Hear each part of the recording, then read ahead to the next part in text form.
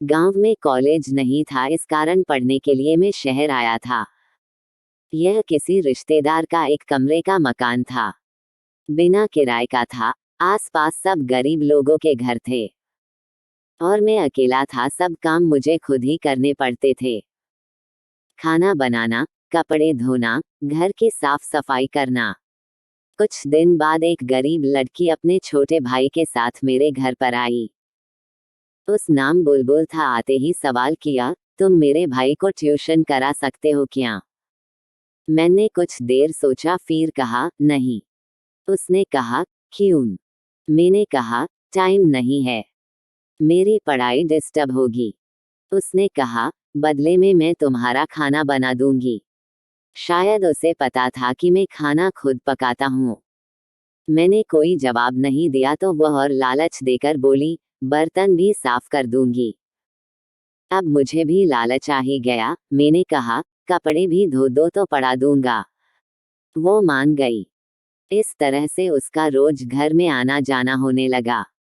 वो काम करती रहती और मैं उसके भाई को पढ़ा रहा होता। ज्यादा बात नहीं होती। उसका भाई 8वीं कक्षा में था। खूब होशियार था। इस कारण ज्यादा माथापच्ची नहीं करनी पड़ती थी। कभी कभी वह घर की सफाई भी कर दिया करती थी। दिन गुजरने लगे। एक रोज शाम को वो मेरे घर आई तो उसके हाथ में एक बड़ी सी कुल्फी थी। मुझे दी तो मैंने पूछ लिया, कहाँ से लाई हो? उसने कहा, घर से। आज बरसात हो गई तो कुल्फियां नहीं बिकी। इतना कहकर वह उदास हो गई। मैंने फिर कहा, मगर तुम्हारे पापा तो समोसे कचौरी का ठेला लगाते हैं। उसने कहा, वो सर्दियों में समोसे कचौरी और गर्मियों में कुल्फी। और आज बरसात हो गई तो कुल्फी नहीं बिकी, मतलब ठंड के कारण लोग कुल्फी नहीं खाते।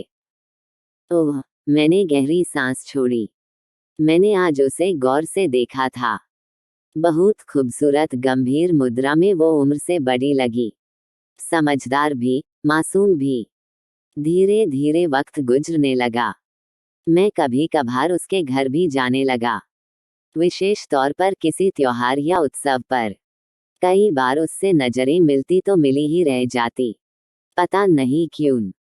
ऐसे ही समय बीतता गया। इस बीच कुछ बातें मैंने उसकी भी जान ली कि वो बूंदी बांधने का काम करती है। बूंदी मतलब किसी ओढ़नी या चुनरी पर धागे से गोल गोल बिंदु बनाना। बिंदु बनाने के बाद चुनरी की रंगाई करने पर डिजाइन तैयार हो जाती है। मैंने बूंदी बांधने का काम करते उसे बहुत बार देखा था। एक दिन मैंने उसे पूछ लिया, ये काम तुम क्यों करती हो? वह बोली, पैसे मिलते हैं। क्या करोगी पैसों का? इकट्ठे करती हूँ। कितने हो गए? यही कोई 6-7 हजार।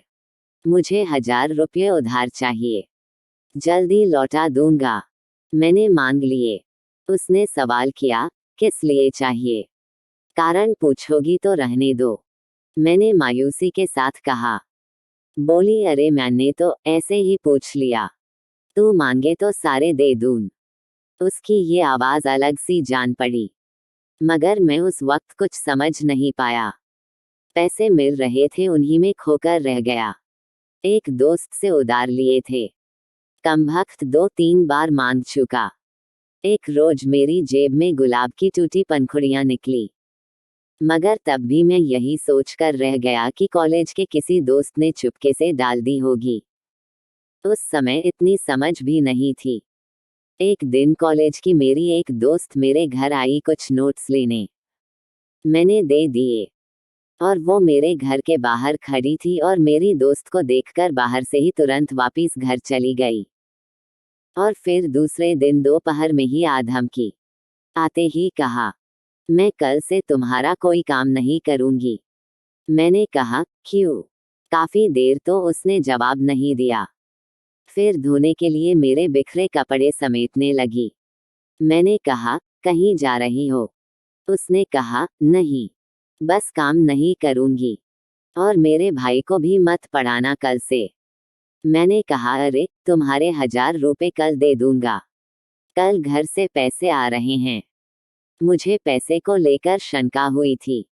इस कारण पक्का आश्वासन दे दिया। उसने कहा, पैसे नहीं चाहिए मुझे। मैंने कहा, तो फिर? मैंने आंखें उसके चेहरे पर रखी और उसने एक बार मुझसे नजर मिलाई तो लगा हजारों प्रश्न हैं उसकी आंखों में, मगर मेरी समझ से बाहर थे। उसने कोई जवाब नहीं दिया। मेरे कपड़े लेकर चली गई। अपने घर से ही धोकर लाया करती थी। दूसरे दिन वो नहीं आई, न उसका भाई आया। मैंने जैसे तैसे खाना बनाया, फिर खाकर कॉलेज चला गया। दोपहर को आया तो सीधा उसके घर चला गया, यह सोचकर कि कारण तो जानू काम नहीं करने का। उसके घर पहुंचा तो पता चला कि वो बीमार है। एक चादर मैं चारपाई पर लेटी थी अकेली। घर में उसकी मम्मी थी जो काम में लगी थी। मैं उसके पास पहुंचा तो उसने मुंह फेर लिया करवट लेकर। मैंने पूछा, दवाई ली क्या? नहीं, छोटा सा जवाब दिया बिना मेरी तरफ देखे। मैंने कहा, क्यों नहीं ली? उसने कहा, मेरी मर्जी। तुझे क्या? मुझसे नाराज क्यों हो ये तो बता दो। तुम सब समझते हो, फिर मैं क्यों बताऊं? कुछ नहीं पता, तुम्हारी कसम। सुबह से परेशान हूं, बता दो। नहीं बताऊंगी, जाओ यहाँ से। इस बार आवाज रोने की थी। मुझे जरा घबराहट सी हुई। डरते डरते उसके हाथ को छूकर देखा तो मैं उछल कर रह गया। बहुत गर्म था। मैंने उसकी मम्मी को पास बुलाकर बताया। फिर हम दोनों उसे हॉस्पिटल ले गए। डॉक्टर ने दवा दी और एडमिट कर लिया। कुछ जांच वगैरह होनी थी, क्योंकि शहर में 1-2 डेंगू के मामले आ चुके थे। मुझे अब चिंता सी होने लगी थी। उसकी माँ घर चली गई उसके पापा को बुलाने। मैं उसके पास अकेला था। बुखार जरा कम हो गया था। वो गुमसुम सी लेटी थी, दीवार को घूर रही थी एकटक। मैंने उसके चेहरे को सहलाया तो उसकी आंखों में आंसू आ गए और मेरे भी। मैंने भरे गले से पूछा, बताओगी नहीं?